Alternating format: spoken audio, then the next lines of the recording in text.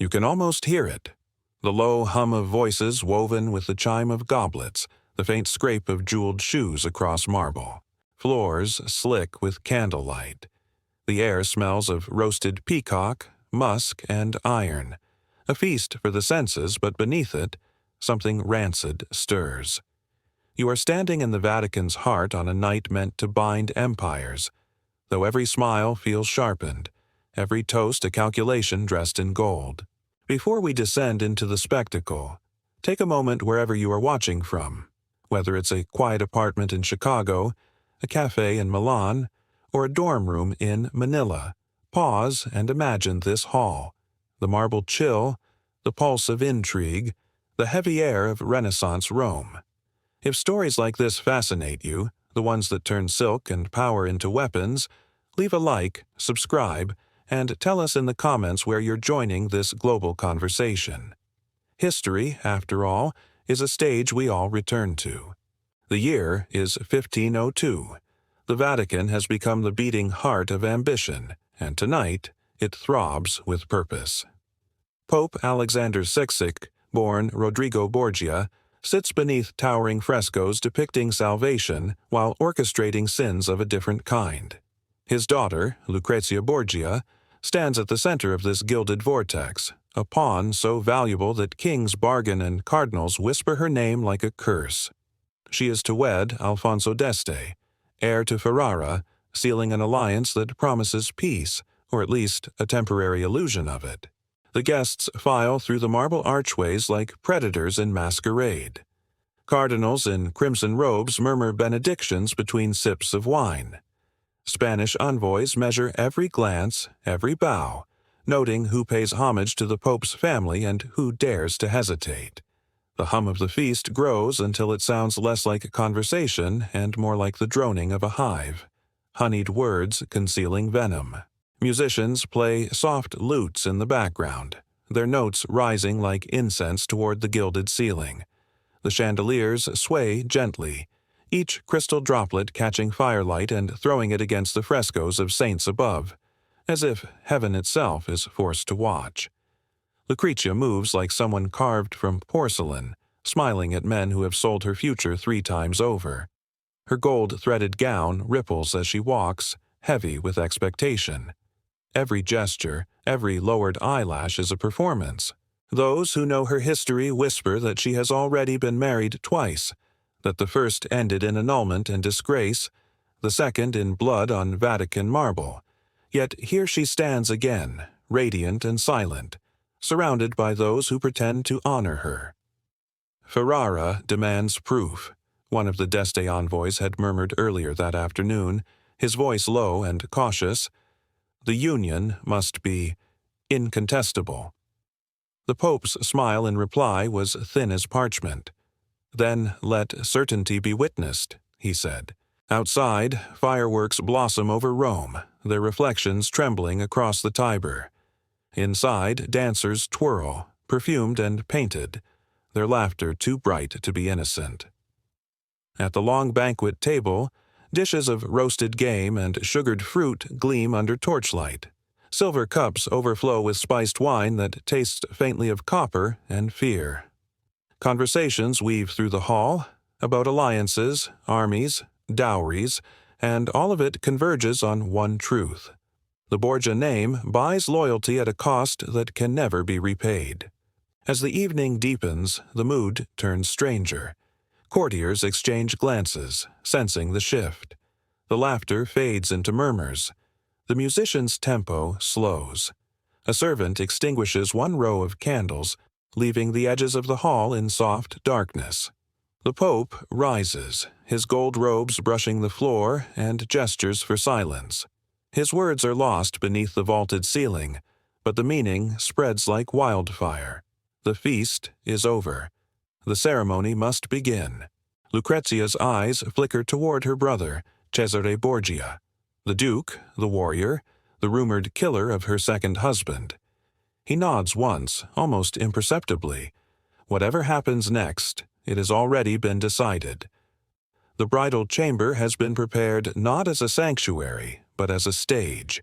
Velvet drapes of deep crimson frame a bed so large it could hold a coronation. A handful of chosen witnesses, ambassadors, papal clerics, Ferrara's envoys, are summoned. They enter with downcast eyes, yet none will refuse. To decline is to invite suspicion, and suspicion is fatal in Borgia, Rome. Outside the chamber, the rest of the guests linger in uneasy silence, their curiosity battling revulsion. Whispers ripple through the corridor. They cannot mean to watch. They must. Ferrara demands certainty. God forgive them all. Beyond the curtains, candlelight flickers. The witnesses murmur prayers they do not mean. Somewhere, a quill scratches against parchment, recording what should never be recorded. The line between sacrament and spectacle dissolves, and history holds its breath. What Rome will remember of this night is not the vows, not the feast, not the fireworks reflected in the river. It will remember the silence afterward, the collective intake of breath from those who saw too much. For in the Vatican that night the body became a document, and intimacy became diplomacy. When dawn finally seeps through the shutters, the marble halls smell of wine and wax and something faintly metallic. Servants sweep the remnants of the feast, scraping dried fruit and candle stubs from the tables. No one speaks of what transpired, yet everyone knows. The alliance has been sealed. The proof, grotesque as it was, cannot be denied. And yet, among the fading embers of that night, one question lingers like smoke in the rafters. Who truly triumphed in that chamber? The men who forced the spectacle, or the woman who endured it? Because somewhere in the quiet between humiliation and survival, a different kind of power began to stir behind Lucrezia's steady, unbroken gaze. The feast is over, but the performance has only begun. The room is a cathedral of silence, its air thick with perfume and fear. Candlelight trembles against the velvet curtains, their edges drawn just enough to frame a view that no soul should ever witness. What begins as ceremony quickly becomes something else, a ritual so precise, so deliberate, that it feels rehearsed, as if Rome itself were holding its breath to see how power might sanctify shame. The witnesses enter one by one. Their footsteps fall softly on the marble floor, each echo an act of complicity. Papal clerics clutch their rosaries, murmuring prayers that dissolve into the air before they reach heaven. Envoys from Ferrara bow slightly, avoiding one another's gaze. They are men used to treaties and signatures, not flesh and candlelight. Yet tonight, parchment is not enough. Tonight, the alliance must be written in the body itself. The Pope's authority hovers over them, though he is not present. His seal has been set upon this act as surely as upon any papal bull. His command is simple: verify and record. For Ferrara has demanded proof that their heir, Alfonso d'Este, can perform his duty as husband, and that his bride, Lucrezia Borgia, is both faithful and fertile. The arrangement, obscene as it sounds to modern ears, is a reflection of its time, when bloodlines were contracts and women were clauses written in gold. The bed stands at the center of the chamber like an altar, its linens white as bone, its canopy trimmed in crimson silk. Beside it, a table has been set with quills, parchment, and a single silver reliquary, as though to remind the witnesses that sanctity and sin can share a single breath. One of the envoys clears his throat. "It must be done," he whispers, though to whom he speaks no one can say. Lucrezia moves through the room with the grace of one who has learned to turn survival into theater. Her hair, pale as honey, catches the candlelight. She does not tremble. The groom, young Alfonso, is rigid with nerves, his jaw tight beneath the weight of expectation. Their glances do not meet. They are players following a script written by men whose faces will never blush. The witnesses shift uneasily. A papal scribe lifts his quill. The sound of ink dripping into an inkwell breaks the hush. Beyond the curtains, the Vatican hums with its usual midnight life, guards exchanging passwords, servants carrying extinguished torches, cats padding over the cobblestones. Inside, time slows. The world shrinks to this single chamber, this single act, this single proof. It is not passion that fills the air, but calculation. Every movement, every breath becomes data to be notarized. The Ferraran envoy takes note. The papal scribe writes. The clerics pretend to look away but cannot. They are here to witness not the union of two souls, but the confirmation of an alliance between two powers that have turned love into a ledger. When it is done, the silence is heavier than before. No applause, no benediction, only the soft rasp of parchment as the scribe signs his name. Yet the ritual is not over. One of the envoys insists on certainty, and the act, grotesquely, is repeated. Each repetition erodes the humanity of the scene until all that remains is documentation, not devotion. By the third, even the witnesses have gone pale, their faces sickly beneath the candlelight. The clerk writes a final line, folds the parchment, and seals it with wax. Outside, the bells of St. Peter's toll the hour. The witnesses file out like mourners, each carrying a piece of the secret in his silence. One pauses at the threshold, his voice barely audible. "May God forgive us," he mutters. Another replies, "God forgives the powerful first." They do not look back.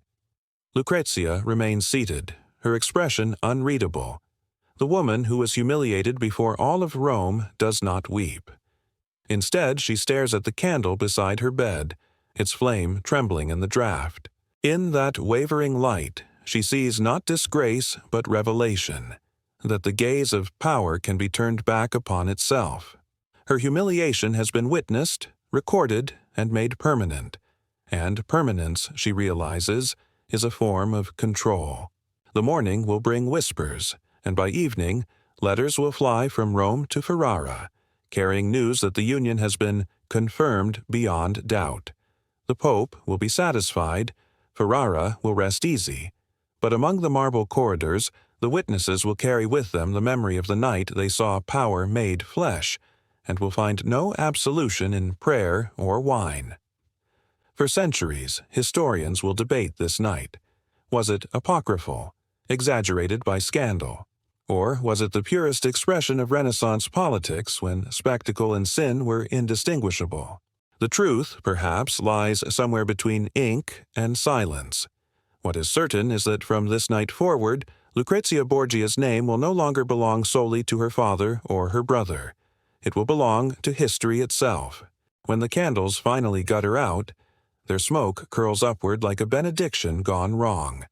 The chamber darkens, the witnesses gone, the parchment cooling with its sealed truth.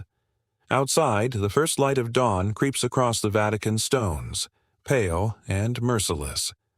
In that half-light, the legend of Lucrezia is already taking shape, born not from the act itself, but from the eyes that dared to watch. When the candles burn out, rumor takes their place. The air of Rome thickens with whispers, carried by servants, embroidered by courtiers, sanctified by envy. Every corridor hums with her name, every letter rides north and south, gilded with scandal. Yet within that firestorm of ridicule, something hardens.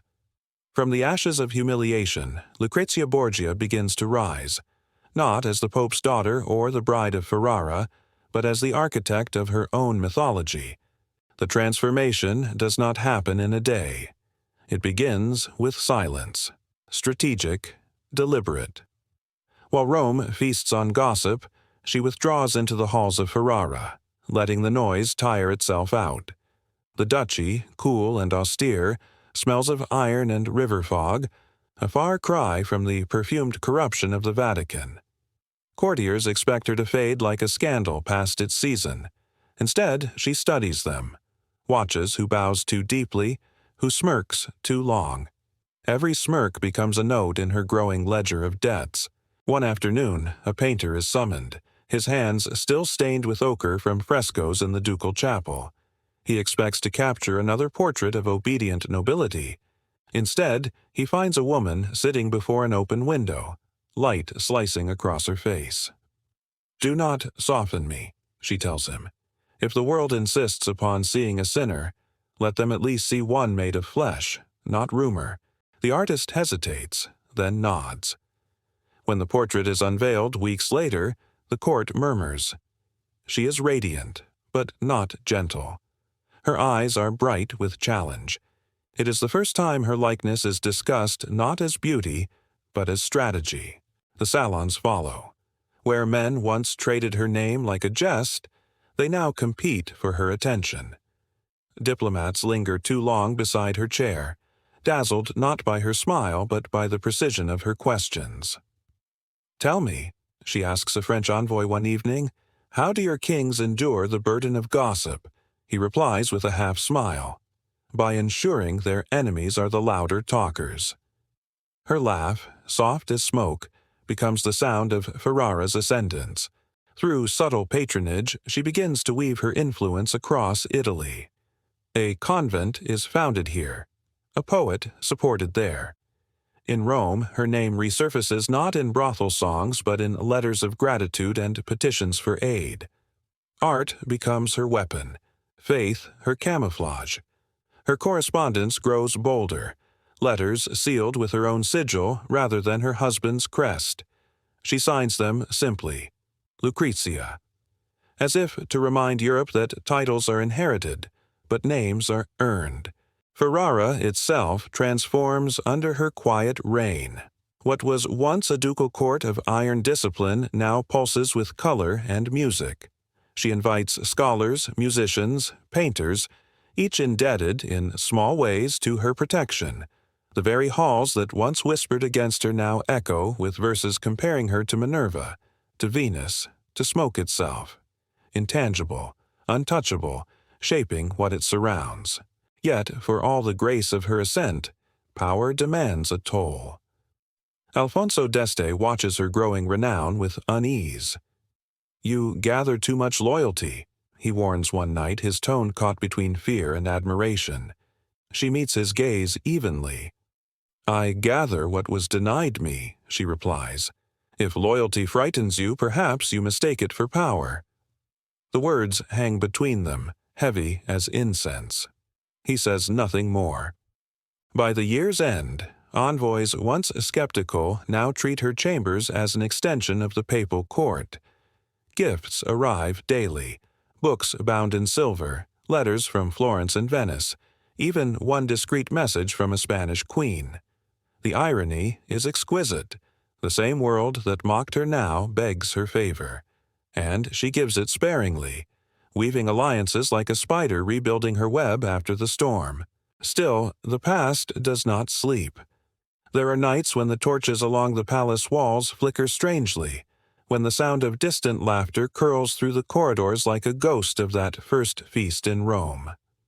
She remembers the quills scratching, the eyes that refused to meet hers, the parchment sealed in wax. But the memory no longer burns. It fortifies. Every humiliation becomes a thread in her armor, every rumor a rung in her ascent. In private, she keeps a diary bound in dark velvet, its pages inked with the names of those who witnessed her shame. Some are dead now, some still powerful. Against each, she writes a single Latin phrase, testis factus est servu. The witness becomes the servant. It is her quiet vengeance, her creed. When spring returns, Ferrara blooms beneath her touch. Courtiers speak of the Duchess not as a fallen Borgia, but as something spectral, part woman, part legend. The sculptors say her likeness cannot be captured, for she changes with the light. The poets whisper that her power lies not in beauty, but in the way she makes men believe they are choosing what she has already decided. At a masquerade held in her honor, the air thick with rose oil and smoke, she moves through the crowd in a gown of silver and jet. The music falters when she enters. The masks bow. A nobleman, one who once mocked her in Rome, dares to approach. "Your Grace," he murmurs, "you have tamed the court." She smiles faintly, her gaze catching the reflection of her candle in his wine. "No," she answers, "I taught it to fear the fire." Outside, thunder rolls across the Po Valley, distant but growing. The torches gutter, shadows tremble. As the night deepens, she turns toward the open balcony, where lightning briefly illuminates the marble city below, its towers, its altars, its gossiping hearts. Somewhere within that flash, she sees her own reflection in the glass. Not a pawn, nor a bride, nor a scandal reborn, but something else entirely. The Duchess of Smoke and Iron stands at the edge of her new empire, the storm on her side.